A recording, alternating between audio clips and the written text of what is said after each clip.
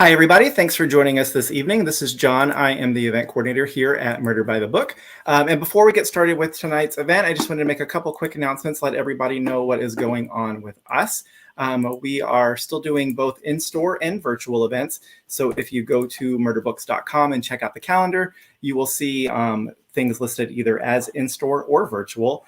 This Saturday, we've got The Final Twist, which is a group of Texas writers who write to themes. They're going to be in the store at 3 on Saturday.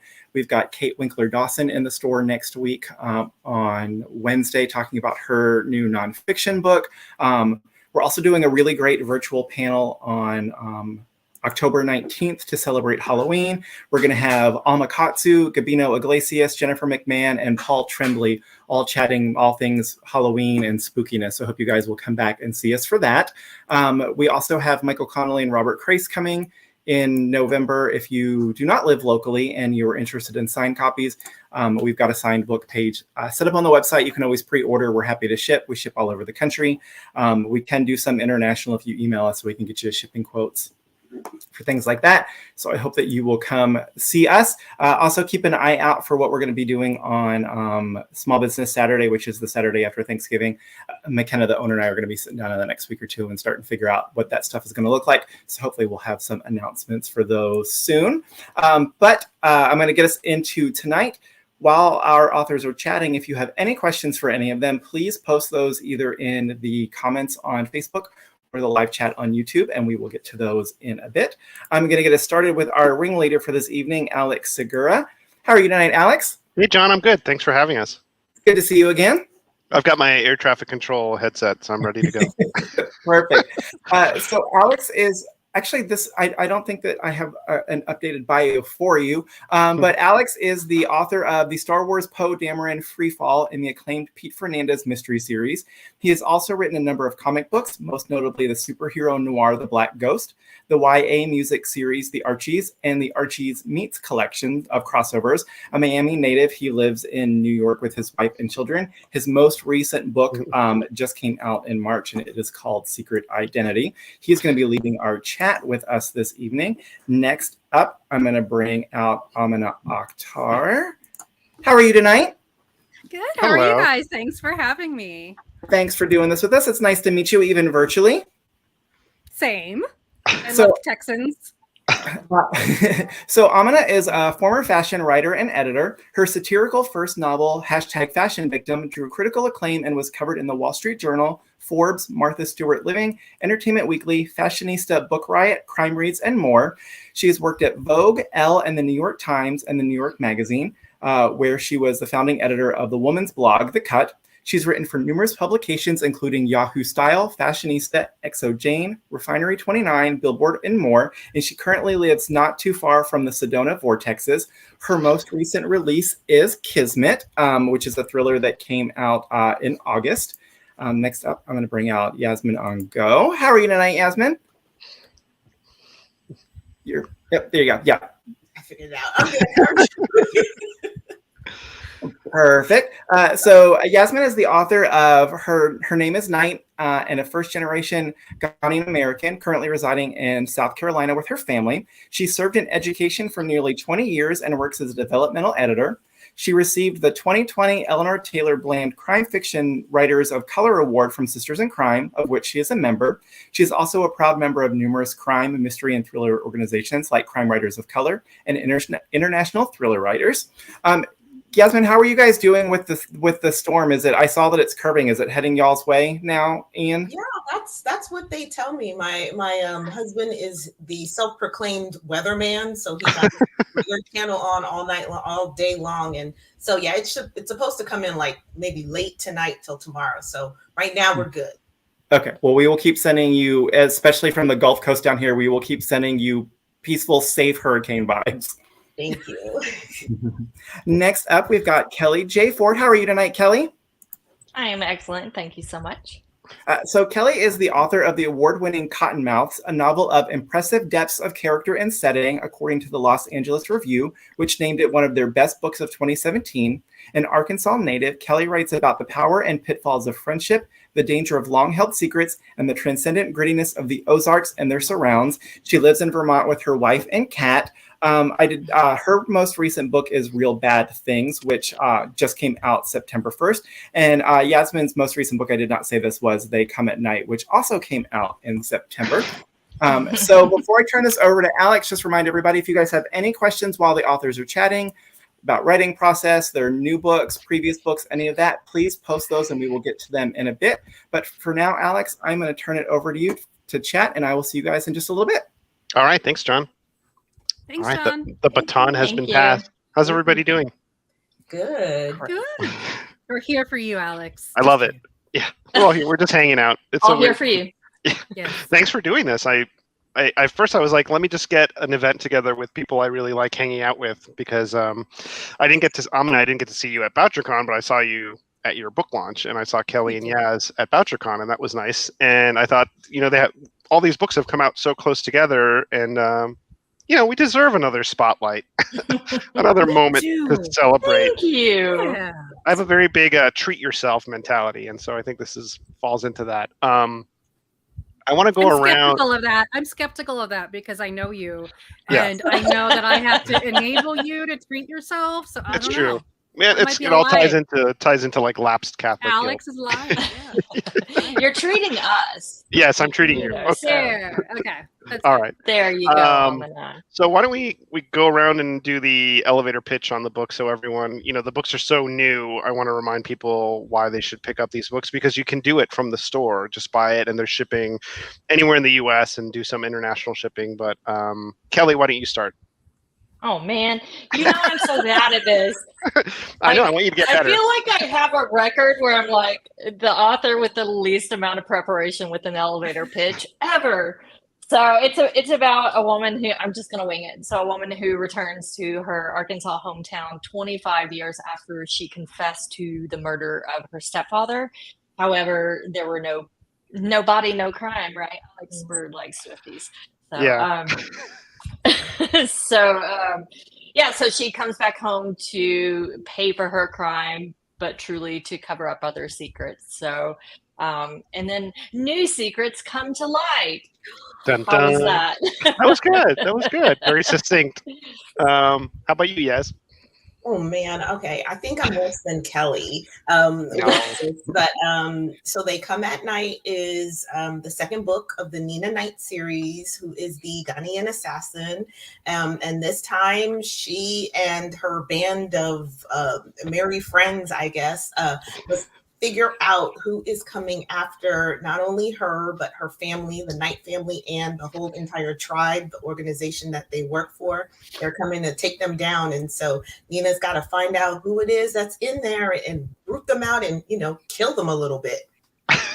Just spread the murder love. I love Nina. Done. I love Nina. She's a girl after my own heart. I love Nina is amazing. Amina, you're up. Wellness bad, Sedona scary. Ravens. That's about it. Yeah. Love it. Yeah, that was good. That was this most direct elevator pitch I've ever heard. That's right.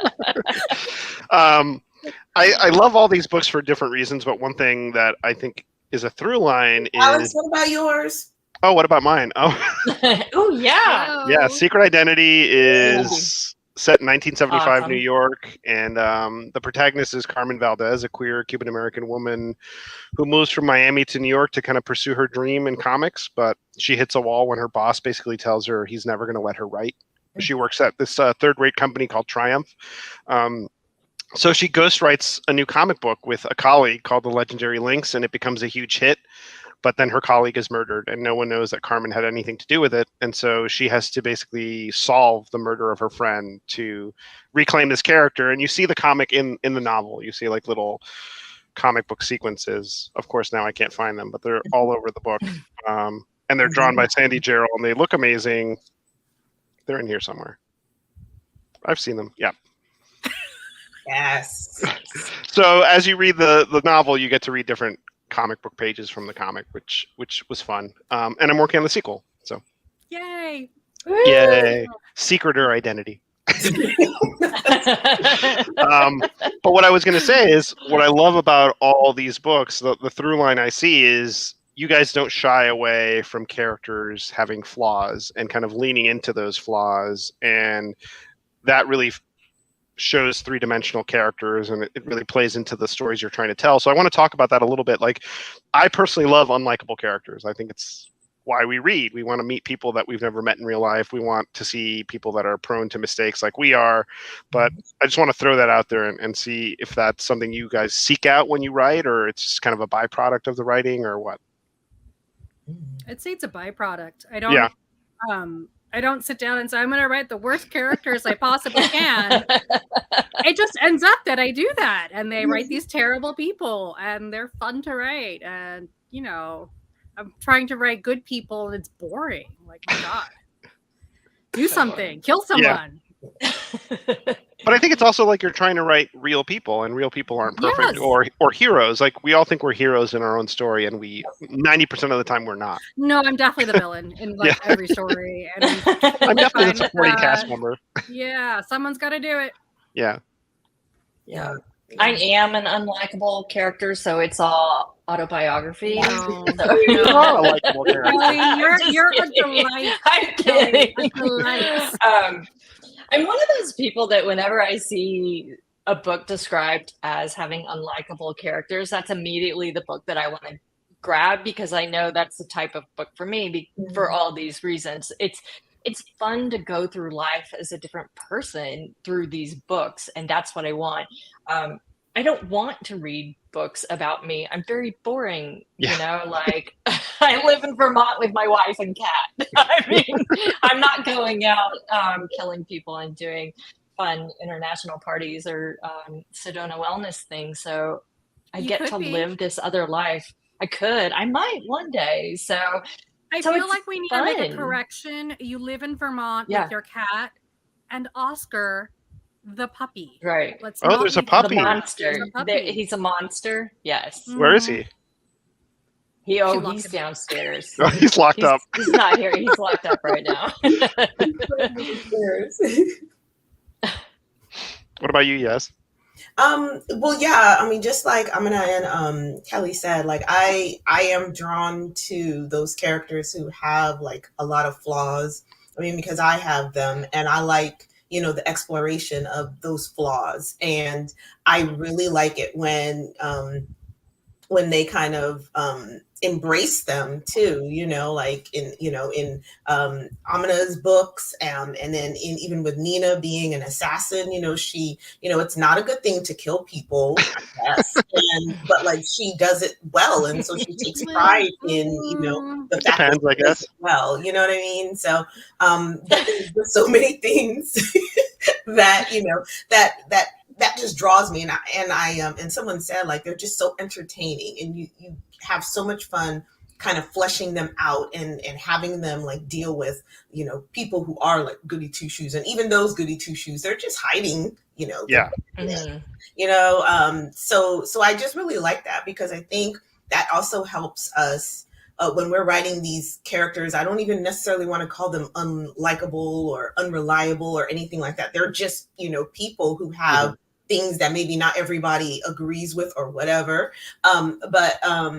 But killing, it helps the reader, like, minor detail out. Just murder minor details, right? Like, I think it helps because people, you know, across the board will relate in some way and be like, you know, it's not that, you know, what I'm doing may not be that bad, because, you know, I see it kind of reflected in this book in some kind of way. So like there's a connection even in the badness and unlikability of everyone, I think. Yeah. That's Plus, true. I gotta say that Nina really, like, she makes the case for the people she's killing. You know, I didn't feel like, first of all, I read that book in a day. I could not put it down. The first one. So I'm saving the second one for like Airplane next week. So I'm just like, I need something. Ooh, where are you going? I'm going to Texas. I'm going to Fort Worth. Yay. We're going to do an event at Murder by the Book. Oh, I wish. Wonderful. That would be so surreal. Awesome. They're like, I'm back, y'all. No. And I just felt like Nina was so like, I was like, yeah, no, she totally makes sense. Of course you have to kill them. What are you talking about? I love her. Thank you. Well, Thank you. it's Appreciate the same in Fashion Victim, right? The way that I sell your book, and I've sold it to so many people on this, just saying, have you ever wanted to murder a coworker? This book is for you. So it's like, even though I'm not into the killing, I can live that fantasy of killing the coworkers. Get into it, drive though. me crazy. It's sort of like you saying, "Oh, I could just kill Cathartic. her," but you really do it. Yeah, Right. it's enjoyable. Oh my gosh, Fashion Victim was so scandalous. I already told Amina this, but like I remember taking my son to college and like I dropped him off, and then my daughter and I have like an hour ride back home, and I'm listening to it. And she really doesn't listen to the things I'm listening to, but she just pops out the earbuds and she's like, "Mom, what are you listening to?" That's great. She never put them back in. It was just this like, crazy book that my friend wrote. It's crazy. It's right. She was clutching her pearls, but she was into it. Like, that was our thing. You didn't put the earbuds back in. Thank you for helping me to become cool again in my daughter's eyes. I am here to help in any way. A fleeting victory, but one nonetheless. Yeah, I mean, I want to talk more about protagonists too. Like for me, it's the characters just kind of show up in my head, and then the story builds around them. I'm very outline driven once the character is there and established, and I can kind of build the story around them. But how did your protagonists? How did they come together? I guess like I hate the where do you get ideas from, but is it something where you're just kind of sitting back and opening yourself up to it, and the character shows up fully formed, or do you have to piece it together? Like, and how does it work with your specific protagonist for your new books? I have to piece it together. Yeah, I definitely have moments where like I'll know the character, I'll know their name, I'll know the little details about them. And then I'll start to hear them in my ear, and it's kind of like, okay, so I'm getting the way they speak down. Okay, I get this. But there's so much that honestly that comes together for me in my edits. I'm one of those crazy people who, after I get a book sold, I rewrite the entire book. Yas knows I do this. I don't know why I do it. So, it's really finally when I'm like working with an editor and they're like, okay, what about this? And I'm like, got it. See you in, a month. It'll be a new book. Hold up. And that's just how it works. Yeah. You go in with a hatchet. Like you just, I go crazy. It's weird. Yeah. It's intense. Yeah. I know.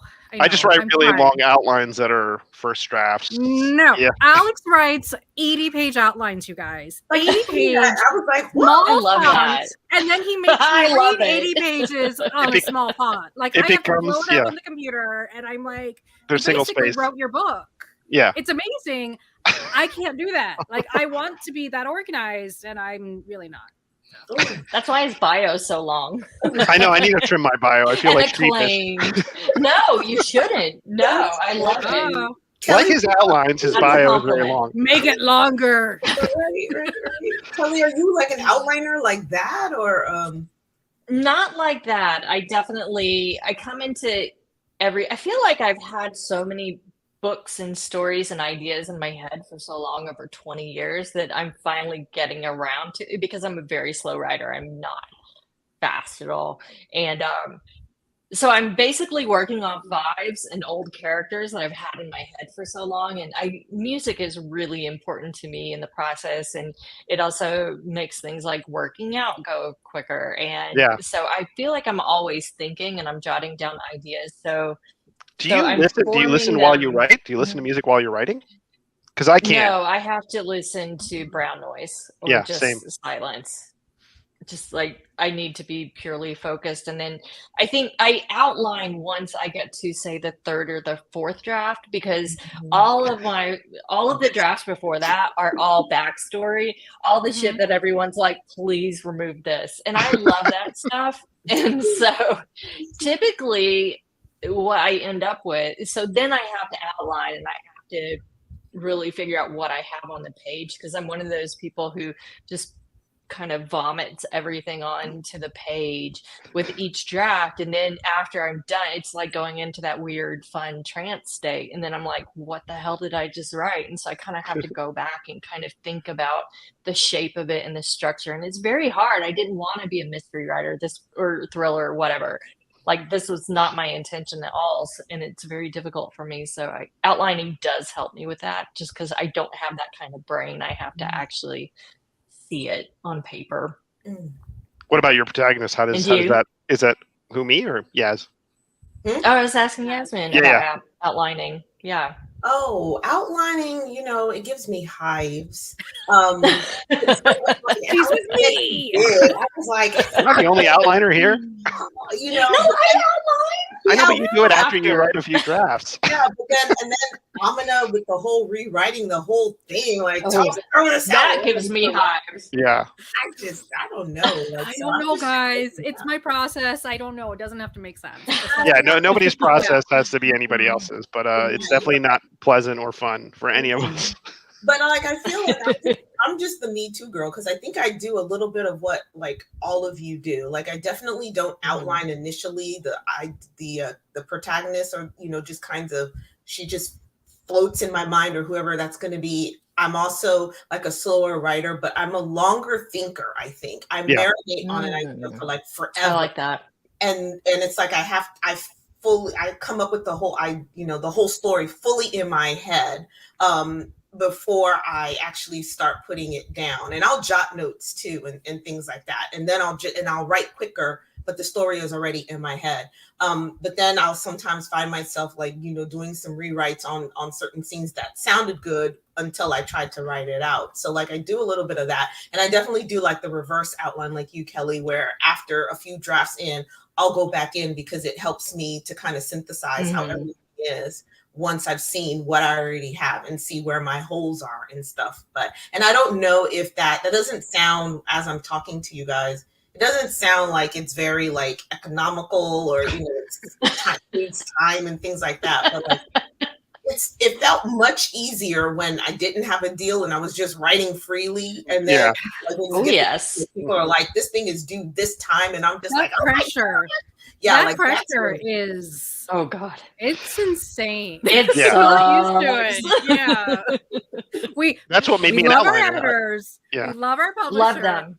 So great. But having that But it second sucks. book on a deadline, and you're just like, I can't. Like, I need another year. My brain is broken. So my brain is broke. Because writing a book a year, like when we do it with Thomas and Mercer, like that's, you know, that's a lot. And how he writes 2, 3, 4, 5, 10 in a year, I don't know. There will be times it's an outline. Alex will be in a group chat with me, and all of a sudden he'll be like, my new book is coming out, and I don't even know which book it is, because he has like 5 right now. It's just I guess I don't know. On Marvel stuff. Congrats. Oh, thank you. Yeah, it's been good. I don't even know how many you have. Yeah, I'm writing a Spider-Man novel. That'll be cool. I mean, I wrote it. It's done. Really? Yeah. Okay. Somewhere. I have the galleys here. I'm just hearing that I should outline. That is what I'm gathering from this discussion. I mean, it's definitely saved me a lot of time. But I like what you said about marinating, Yasmin, because I need that too. And I use music for that. I have to take long walks, and I have these playlists, like 1,000-song playlists, where I kind of visualize the scenes. And then when I get to the outline, I can tap into that other side of my brain while I'm trying to just kind of organize it all. But how do you use music, Kelly? Is it just something do you make playlists for your books, or do you just have a... I do. Yeah, there are certain songs. So my wife is very musical, and she always wanted to be a sound engineer. Like, she's from a musical family. So she basically has all these playlists. And so we have music going all the time. So I'll hear things, and she'll also send it to me, because she knows the vibe that I write, and she listens to me read out loud, and she's like, oh, this reminds me of that. And so I'm like, oh yeah. So again, it's just all vibes. That's how I write my book.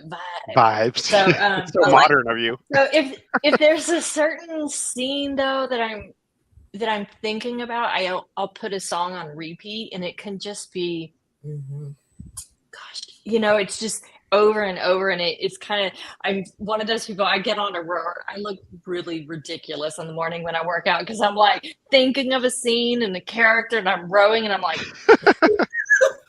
yes, that's correct. And then I'll like stop and take it. I look stupid, but it's practical. Multitasking. It works for you, yeah. I mean, I was listening to a song yesterday, and it clued me in that I should kill a character. So it helps you in weird ways. Yeah. Yeah. Wait, what song was it, Alex? I'm very curious. It's a Warren Zevon song, and I'm not even a Warren Zevon guy. Like, it just happened to be on the playlist, and it's a depressing. It inspired you to kill. That's. I was like, oh, this is so sad and depressing. I should kill that character, like, and make it channel this sadness and depression into my book. Oh, that's right. Sometimes that's the best edit is killing off a character. Yeah. Just when you're stuck, kill somebody off. I want to talk about setting too, because all of these books are really vibrant in setting in different ways. Like, obviously the Sedona wellness industry is, it was the way you played it and you kind of dunked on it, but also like showed an appreciation and understanding of it. I thought was fascinating. And the Ozarks and, the two night books, I want to, like, how does that, for me, Miami is always a part of my stories, whether it's a secondary beat or the setting of the book, but it's always an element. And I want to hear about how important that plays into what you're working on, not Miami, but setting into your stories.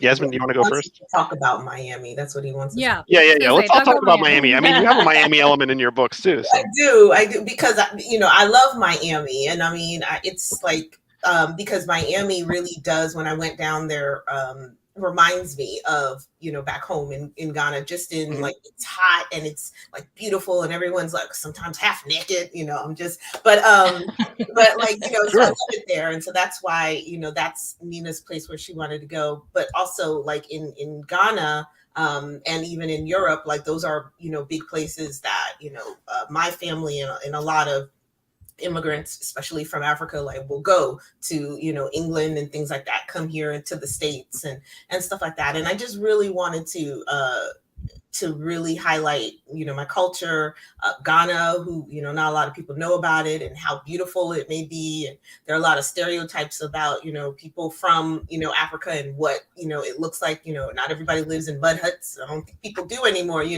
And we have shoes and things like that. And so I just wanted to show Ghanaians in a different light from what is typically seen. And so that's why I wrote, about, our village and villages there and things like that. And I just really wanted it to seem glorious. And it is. It is. Big bugs there. So I can't stay there for long, but, it's glorious. When you're there, it's glorious. Listen, you get used to bugs. It's fine. You will. Yeah. I mean, the bugs in Miami are pretty big. The roaches are big. Oof. I don't like roaches. You lost me there. Yeah. Tarantulas I can do. Roaches. Really? No, thank you. No, thank you. Cannot handle roaches. No, thank you. I just want to remind everyone that you can obviously order everyone's books from Murder by the Book, but if you have questions, just put them in the chat, and when we summon John back, he will grill us with your queries. But do you want to talk about Sedona a little bit? Sure. Sedona's really pretty. Yeah. I think what I really wanted to do was kind of, when you come out here and you come to Sedona, you're really coming for nature. Talk about vibes, right? It's all about the red rocks and the plant life and, the weird javelinas that we have only here. Only in Arizona, not just only Sedona. So it was important that that was present. So it wasn't just like, oh, this story can take place anywhere. I wanted it to specifically be set in Sedona, and I felt that instead of just constantly saying it's so pretty, which in one draft absolutely did over and over, because it's really insanely pretty here. I decided to make the animals their own characters, or the ravens at least, so that way we have the natural world getting a perspective about things. I remember when you made that decision, and it was like, okay, let's see how this plays, and it worked out so well. And Alex in the group chat being like, she's lost her mind. No, it was so brave. Yeah. I was literally, and I was walking on my driveway, and there was a giant raven feather at my feet, and I was like, oh, all right, I guess that's what I'm gonna do. And there you go. It was that simple. Yeah, it worked really well. Loved it. Kelly, what about you with the Ozarks? Oh gosh, I think I'm just trying to evoke a feeling. Let's tap a nerve. Yeah, I'm evoking that feeling of sitting around the fire with my family, you know, when we were younger, and my dad and my Uncle Larry telling stories. And that was just my favorite thing in the world. And, you know, I lived in Boston for, I think, 25 years after college. And I've tried to write those stories, and they're just so much harder for me. And I don't know, I think possibly the removal of me geographically, physically from Arkansas makes it easier. And I can have kind of that more of a loving relationship toward it. And so I look back on it more fondly. And I don't know, I'm not doing it intentionally. It's just what I'm drawn to. I wish I could write about other places more better, you know, but I'm just drawn to these weird places and weird stories because everyone in my family was really, like, the older folks were real storytellers. And, you know, you would just hear these things and they would evoke a place, and it would be, you know, lots of ghost stories, lots of murders, and oh yeah, they never found that guy, your grandpa. And I was like, what? So Scribble, I just scribble. loved it. Yeah, so I don't know, it's more than anything, it feels like a compulsion. Like I just have to write about it, and I love to write about it because it's so weird. Hill people are weird people. Yeah. One of the things I think about a lot. In summary, the more you know. You know, I have trouble writing about something if I'm not like feeling it passionately or like obsessing over it. And I think a big secret for writers like us is that we would probably be doing this anyway. You know, obviously the money is good and it's good to have book deals and things like that, but it comes from a place that we have to kind of get it out of our systems. But one thing I'm noticing while we're all talking is that this wasn't like our plan. Like I didn't like wake up one morning and say, I'm going to be a crime writer. Like it's something I had to kind of stumble into. And I don't want to assume, but I think we all share that. But our publishing journeys are pretty different. So I'd love to hear, I think there are a lot of, you know, hopeful authors listening to this. If anyone is, I hope somebody is, but I hope a lot of them are probably wondering, like, how do these authors get here? Like, what has their journey been like? And I'd love to hear, you know, succinctly, like what your path has been to this point. Amina, if you want to start. Yeah, well, I was really one of those gung-ho high school newspaper kids, you know. We all had friends like that. I was that annoying one because I wanted to write, and it was like, well, you know, you come from an immigrant family, you're not going to be encouraged necessarily to dream about creative stuff. You're going to be encouraged to follow a path that's going to pay the bills. Yeah. So for me, it was like, well, there's no point in going into creative writing. Let me go into journalism. And so that was my focus. It was like a laser focused. Went to NYU from Texas, and just did journalism till about I was 35, 36, something like that. And somehow managed to be in the fashion world, which honestly, it was just one of those like right place, right time, managed to get in as the diversity hire. And then I never left until I got to be, you know, mid 30s and I aged out. And I didn't really realize that that's what was going to happen. Like I could not find a job, and it was like, oh God. So at some point I was really burnt out. I was exhausted. I was sick of the industry, and I sat down and wrote Fashion Victim, you know, and I was like, I wasn't even thinking in terms of publishing. I was thinking, well, I've never been able to write something that's a book. Let's try this. And whatever happens, and we'll go from there. And after I wrote Fashion Victim and I got an agent, I got turned down by every publisher for about 2.5 years. Like nobody wanted to touch it. They were like, this is some crazy, crazy stuff. What is this woman writing? Absolutely not. And I was like, okay, well, I tried. And then I moved to Arizona to be with my dad. And that's when I finally got a book deal. And I was like, oh, I guess I can write now. Okay. And so then I had to spend a couple years figuring out how to write this because it was such a different story. And I was like, I don't have any idea what I'm doing. I'm just completely winging it and crossing my fingers and hoping, you know, that I get it right. How's the response from readers been? Really good. Yeah. Yeah, I get lots of really lovely emails saying that, you know, I'm not much of a reader, but I read your book and now I want to read more. And I'm like, good. That's the best I love feeling. reading, you know, and I'm like, keep reading, people. And you know, thanks for encouraging my crazy readers. I appreciate it, because the next one's going to be even weirder, you know. Yeah. But I feel like whatever you're doing in the writing or the creative world, none of us know what we're doing. We're all kind of winging it. We're all just crossing our fingers and hoping somebody out there says yes to it so that we can continue doing what we're doing. So don't give up, because if I'd given up in that 2 years that nobody wanted Fashion Victim, then I don't know what I'd be doing now, you know? Yeah, every overnight success has like 10 years of slogging and waiting and At least. pitching and revising. What about you, Yas? Yeah. I mean, like Amina, since my parents, you know, were immigrants, they, you know, this wasn't the thing. And even now today, you know, after writing, you know, 2 books and stuff, my mom will still ask me if, you know, I'm being shammed, because she thinks that, you know, is this a real thing? Are you paying them to write, you know, to publish a book and all this?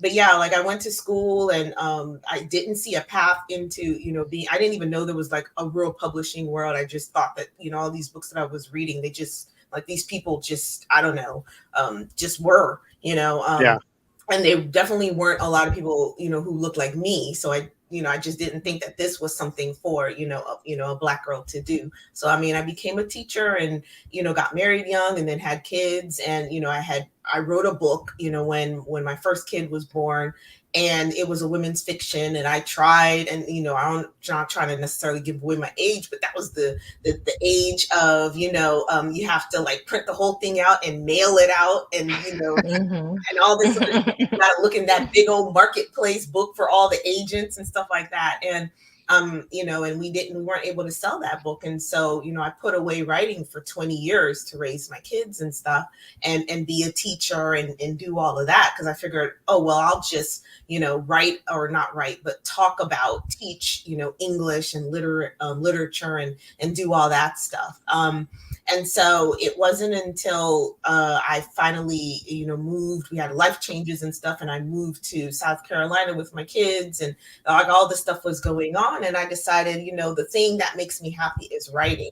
And so I'm going to write. And I just, you know, finally got back into writing, and it just felt so great. And then I was like, you know what, that felt good. So why don't I try my hand again at this dream that I've had since I was a kid, and see how to make a go of it. And so like that was back in like, you know, 2017 and everything like that. And 2019 is when I really started, 2018 is when I really started writing, you know, Her Name is Night, because the story came to me, the character came to me, and what I wanted to do with my culture and everything, and honor my dad who had passed, and all this other stuff. And so I went through a whole lot of rejections because I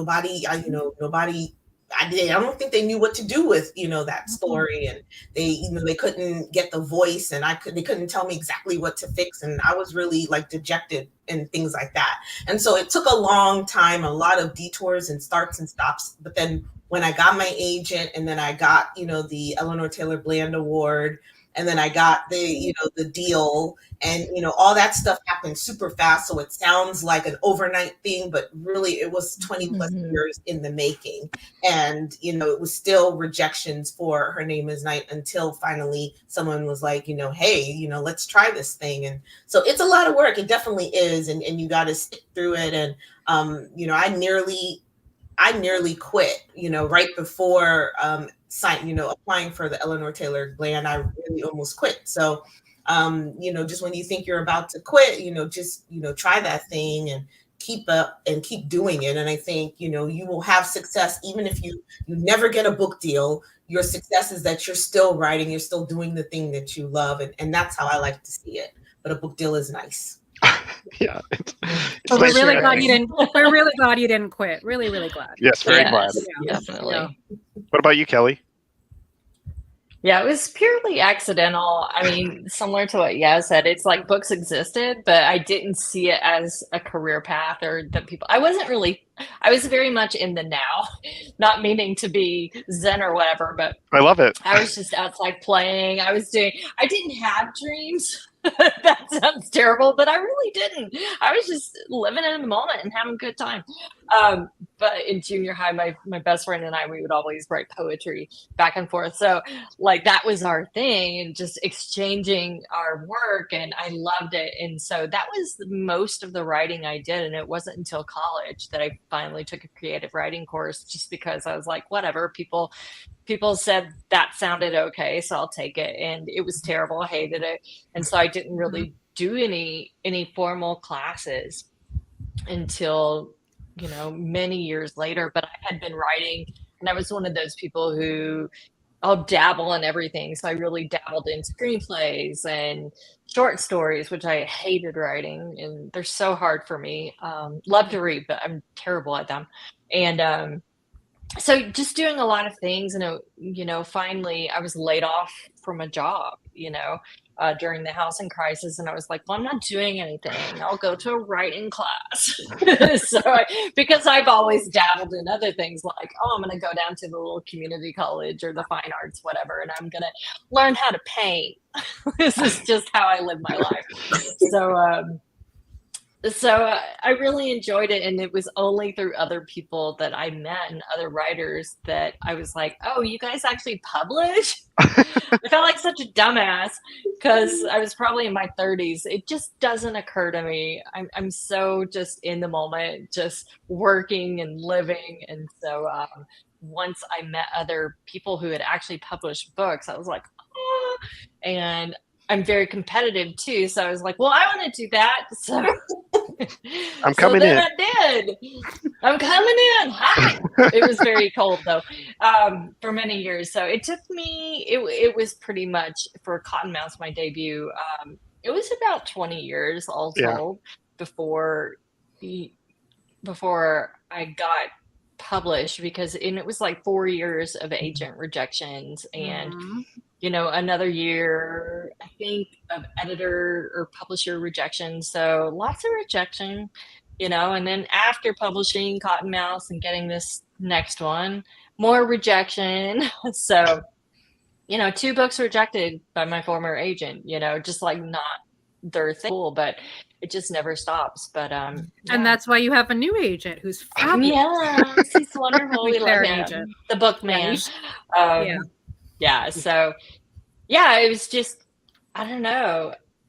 I'm a weird person. I think I'm very tenacious and I'm very competitive. And once I set my mind to something, I'm like, I'm going to do it just to prove to you that I can. Yeah. I mean, sometimes the best projects come out of spite.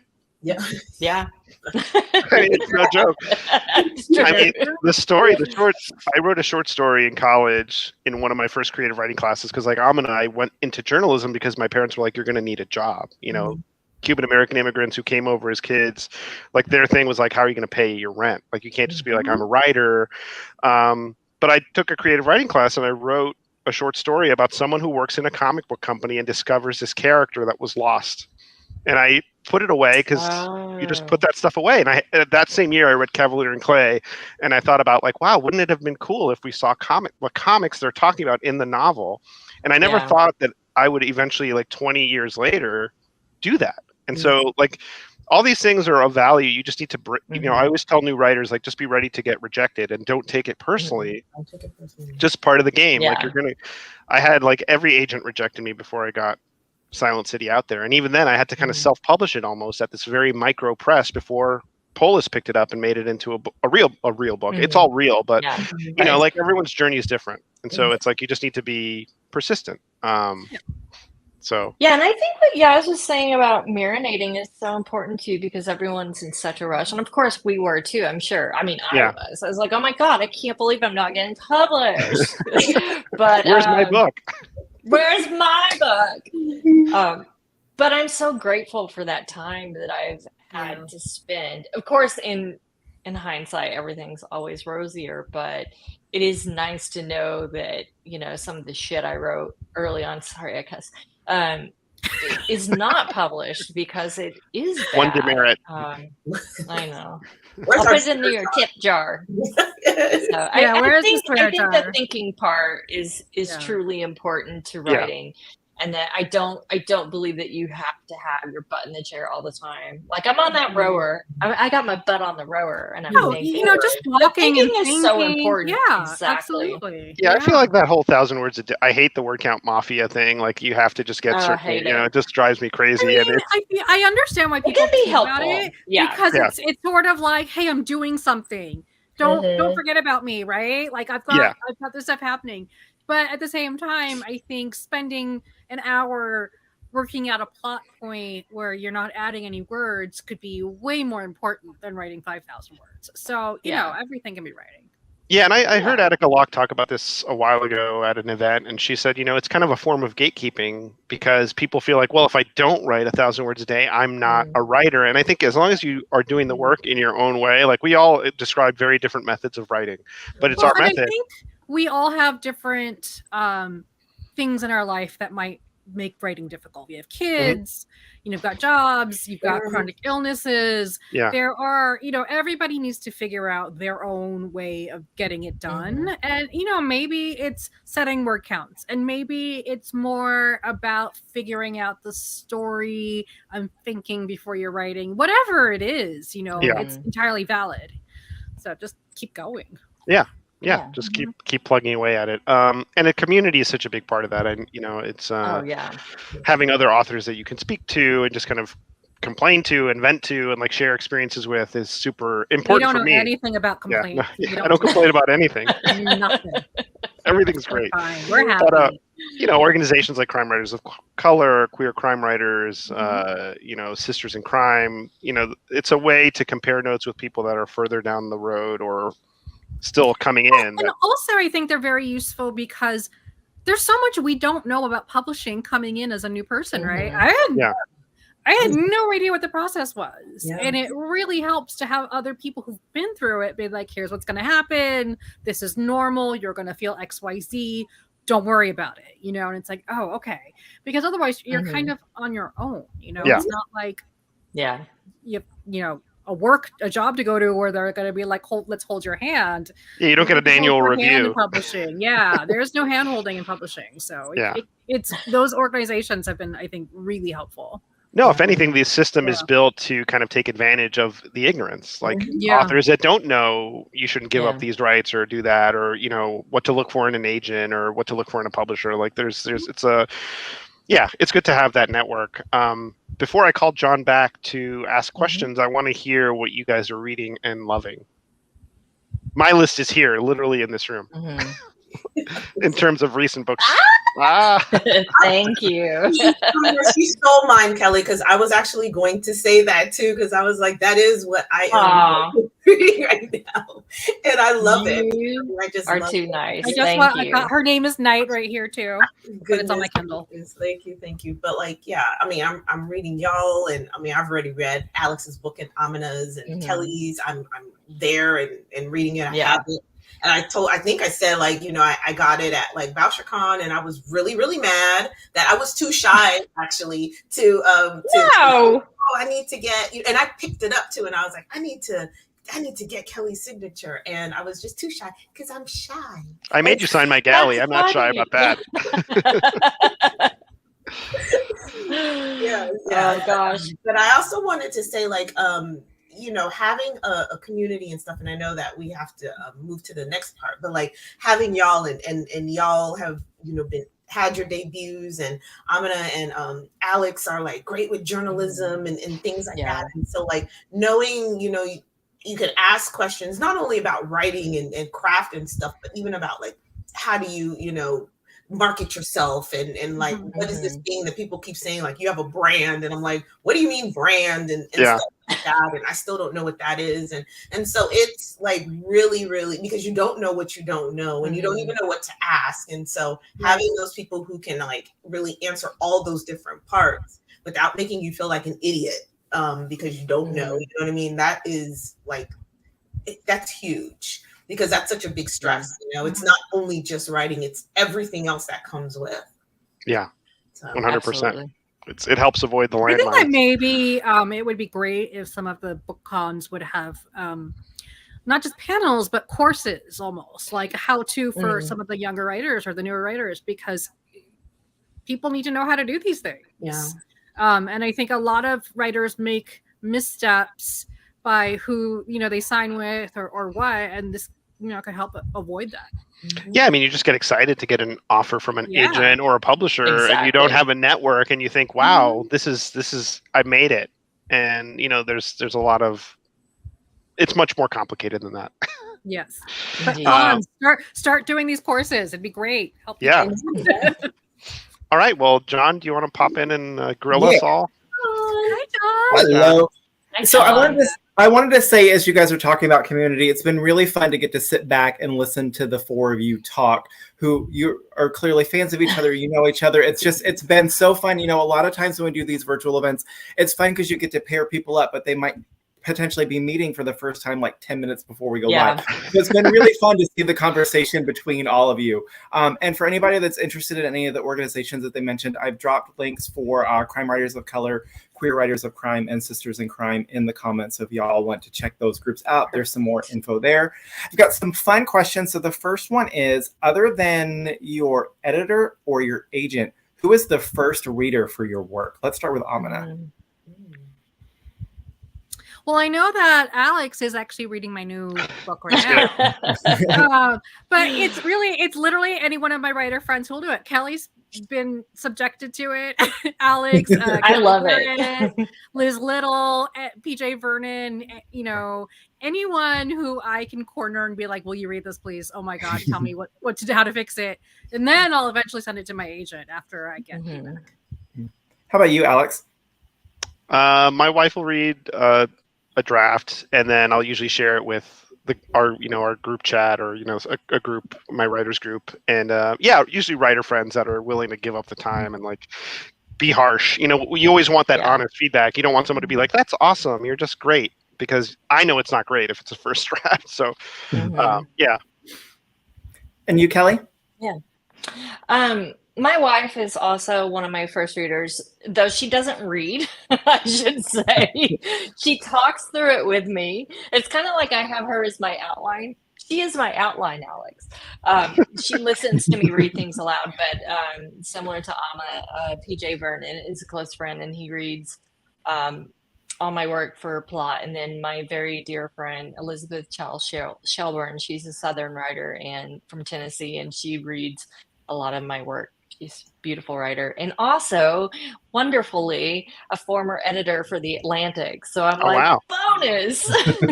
Kelly was a great reader for Secret Identity. I forgot to mention that. Thank you. Oh my God, that was so awesome. I loved it. I love it. And how about you, Yas? Oh yeah, so I have two that I particularly go with who've always like read for me, and one is Jane. She is a romance women's fiction writer, or author. So I let her read it just because I know like she writes romance, and so if she can get this thrillerish kind of thing, if it like snaps her, then I know that I'm like on a good path there. And then another is Dell Sandine. She is a horror author, so I tend to go like outside for the first read, outside of my genre, just because I figure if they can get it, then I know like it's fine, and then I'll whoever will read it afterwards. I know that everybody. Please read us. Please read our. It's a big ask when you ask somebody to read. Yeah, it is. Yeah. So I try not to like. I'm like, I don't want to bother everybody. So like that's. Yeah, I can't have my bother me. Yeah, bother us. Football, then my husband won't read it, so I can't use him. So,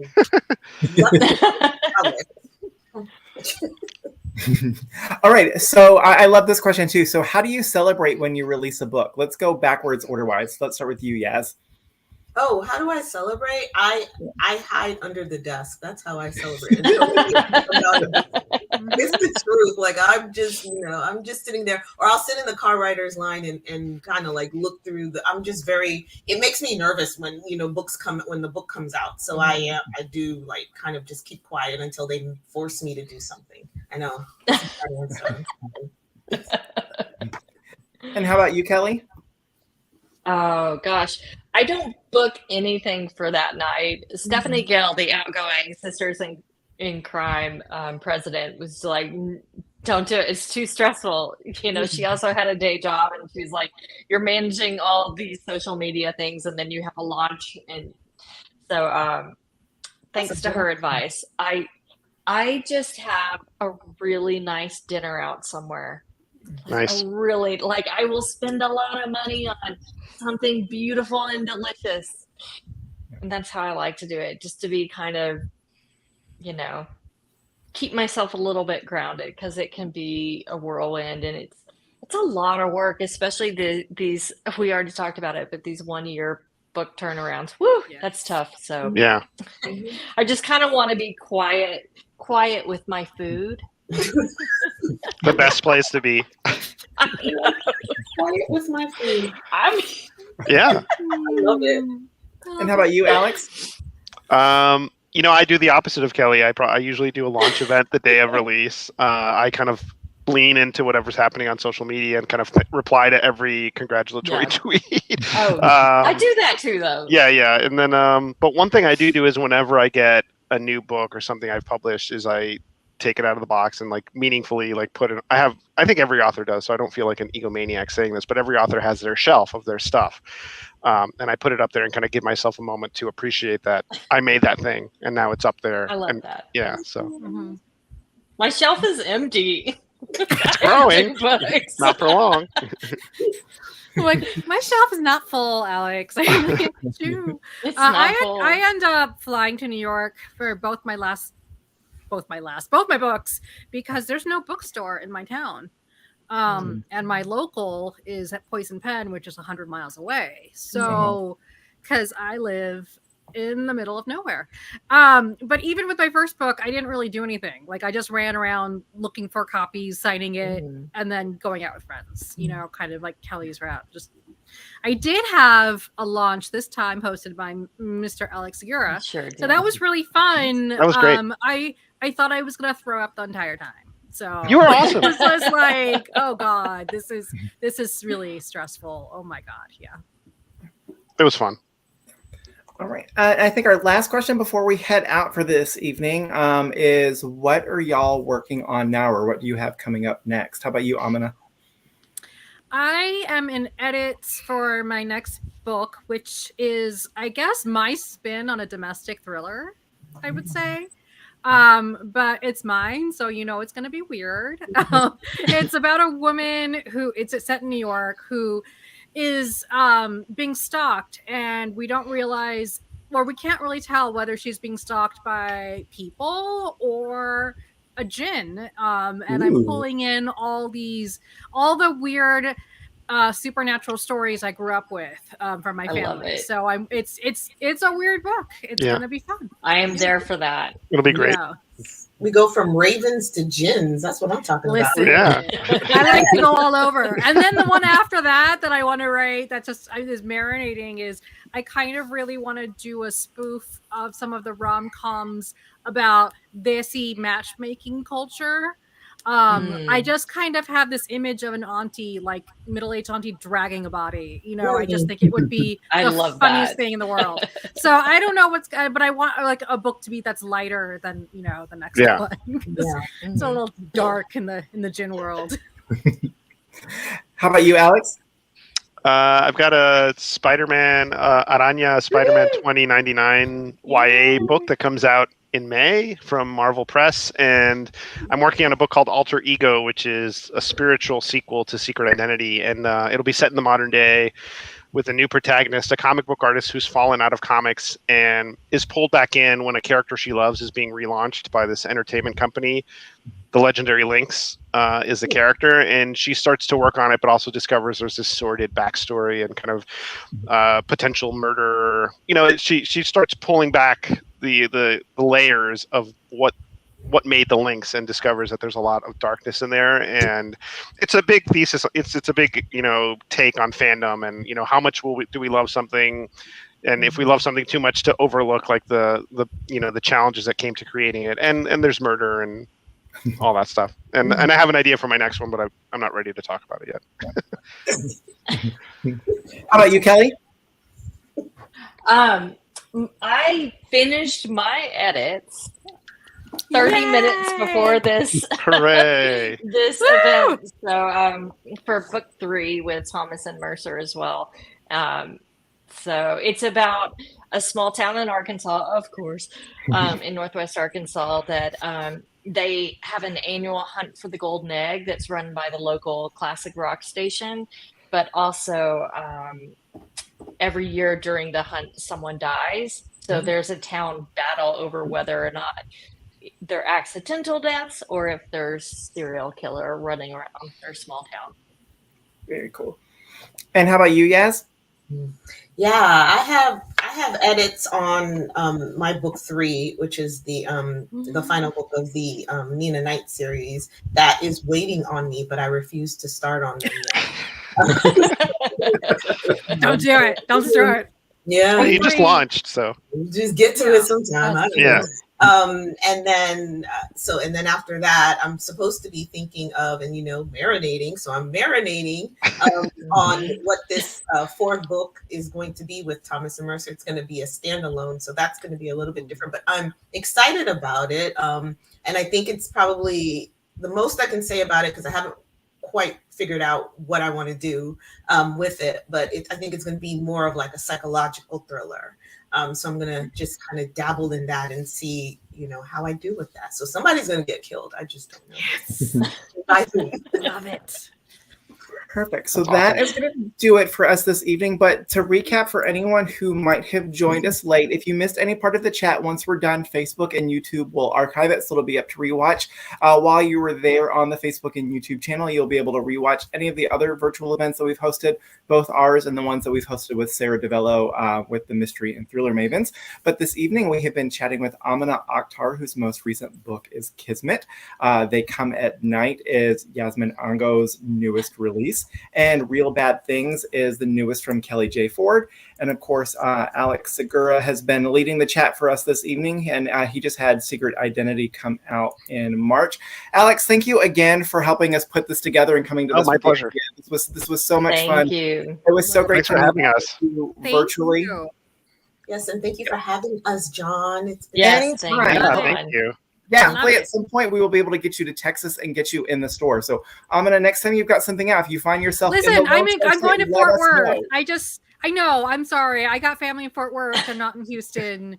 I'm gonna have to make the move. Yep, you're just down the freeway. Come visit us anytime. Done. Yeah, let's do it again in person. Yeah, definitely. Yes, definitely. Y'all have a good night. Thank you so much. You too. Thanks, Thank John. you. Take care.